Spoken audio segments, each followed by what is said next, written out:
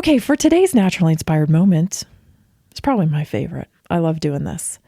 For today's naturally inspired moment, I want to talk about how to go against the grain and thrive. Let me tell you, I'm an expert at this.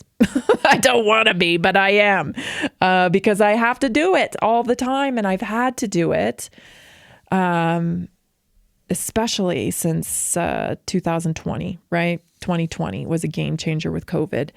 I've always kind of been gone against the green. I've always been one that's like, hey, I don't want to join your group. It's weird, and I'll do my own thing. So I'm used to that, but I wasn't used to doing it publicly.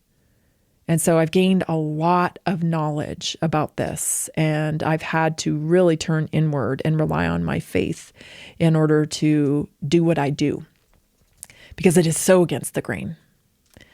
So today I want to teach you a little bit just about what I've learned, okay? To ground yourself in the face of going against the grain, because it's not easy. It's not easy. So number one, ground yourself in knowledge. When you've done your homework, you're not just disagreeing, you are informing. So you read, you research, you cross-check your sources.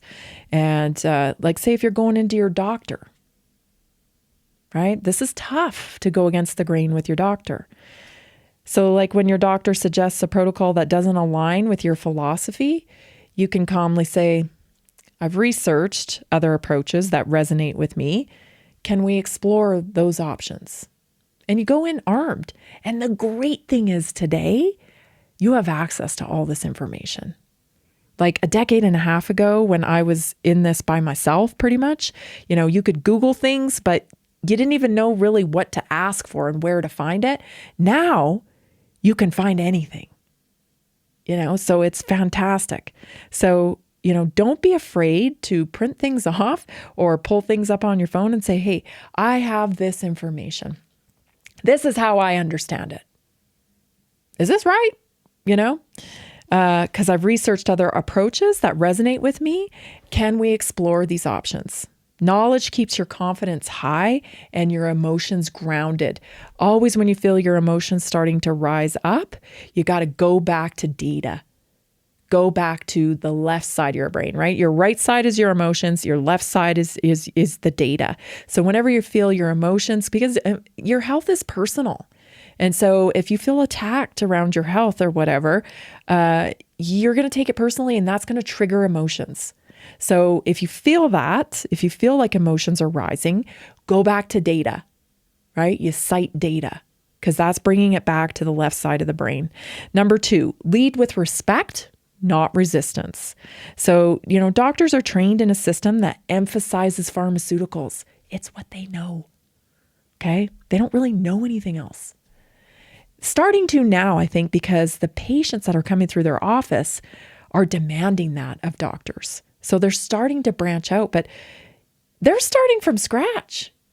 They get very little nutritional training. They get very little supplemental training about vitamins, minerals, things of that nature.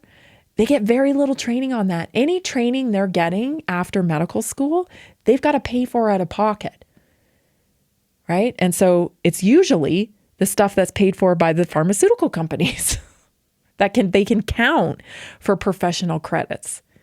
It's not diet related usually, unless they're a special kind of doctor, which there are some out there, and I know some of them.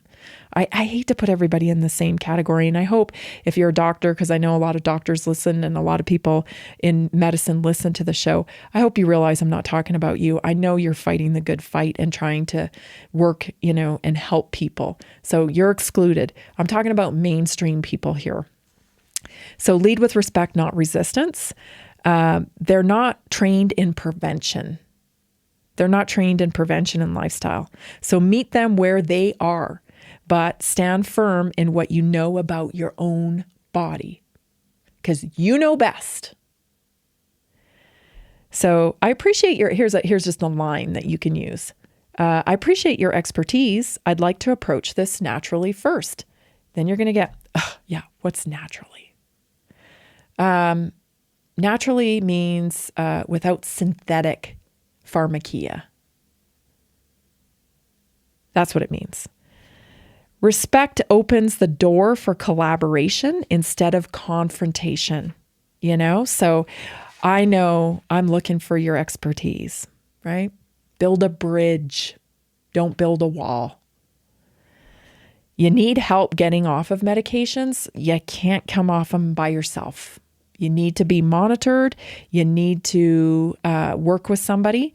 I do not give medical advice. I would never tell anybody to get off their own medication. You have to take personal responsibility for your choices. And it's tough. It's much easier to do when you work with a doctor who understands the medication. And so there's nothing wrong with asking for that, though. Nothing wrong with asking for that. I want off this medication. Can we lower the dose? How can we get off this? I read this. I read that. What about this? Hey, maybe we could do this together. Wouldn't it be great if you got all your patients off? Maybe I can be your guinea pig. Build a bridge, however which way you can. Know your non-negotiables. So define what you will and won't do for your health. Define that. Know that. Because that's your belief and your value system. And what happens to people is they often feel so pressured, they get away from their beliefs and values because they feel so pressured and they feel like, well, I don't know what else to do. I don't have any other options. And then regret sets in. And that's a terrible place to be, right? And regret and like, oh, I should have done this or I should have done that. So make a list of your beliefs and your values. A lot of women do this with their birth plan.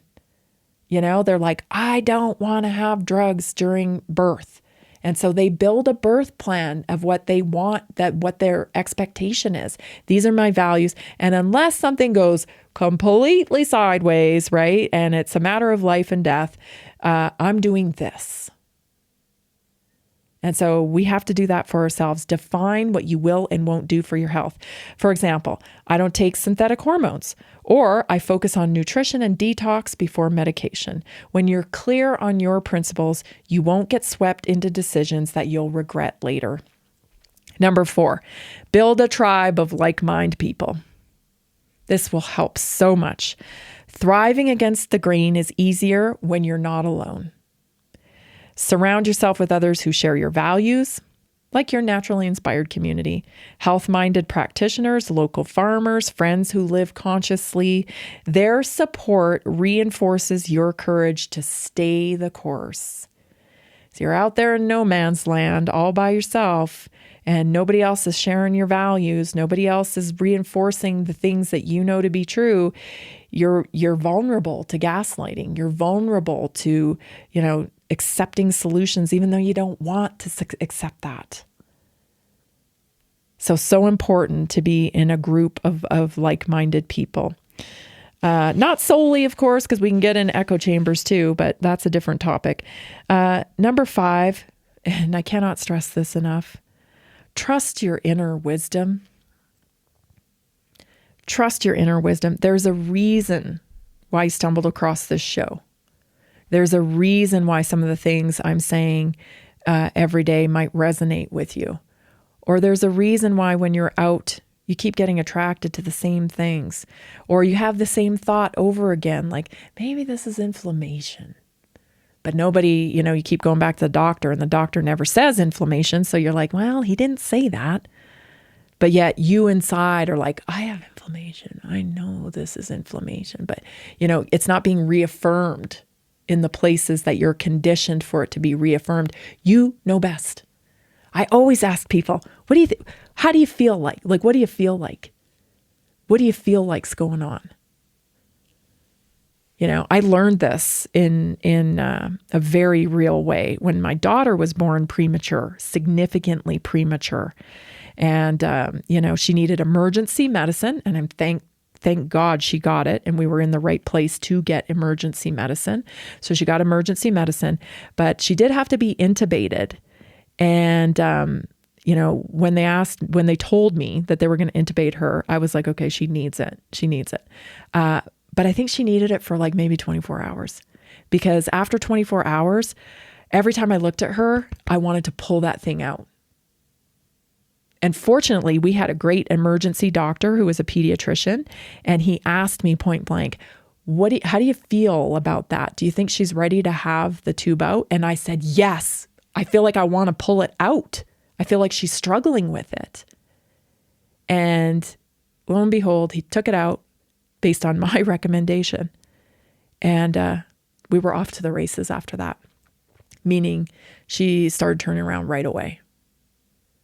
So sometimes you need an emergency intervention to be life-saving, but there's a line as to like when it turns into an actual a problem, that the intervention starts to become the problem. You know what I mean? Because the body's always trying to get back into homeostasis. That's all it knows how to do is let's regulate this thing. Let's get it back. Let's get it back. And sometimes the interventions, we can hang on to them too long. And then they actually become problematic. So something to consider, trust your inner wisdom. If you're feeling like, I don't want to do this anymore. Like this is, listen, go back to the doctor and advocate for yourself. One of the best ways you can do that too is if you're on a medication, you can use chat. You can use chat or go to the drugs.com website and look up all the side effects.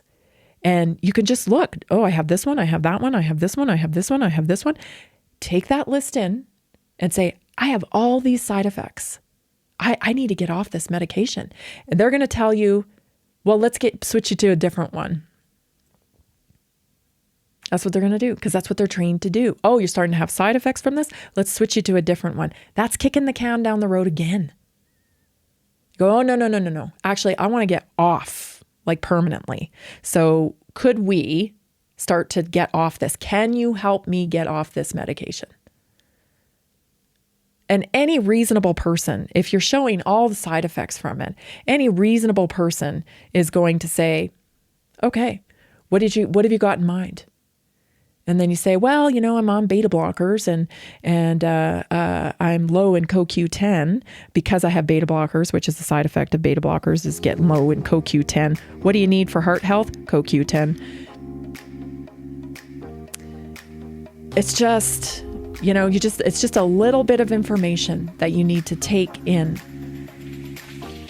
The more you practice listening to your intuition, the more natural it becomes, and you won't allow anybody to pull you from it. That's where I'm at. You were never meant to blend in. You were meant to wake people up. Stay tuned for the second hour of Naturally Inspired Radio.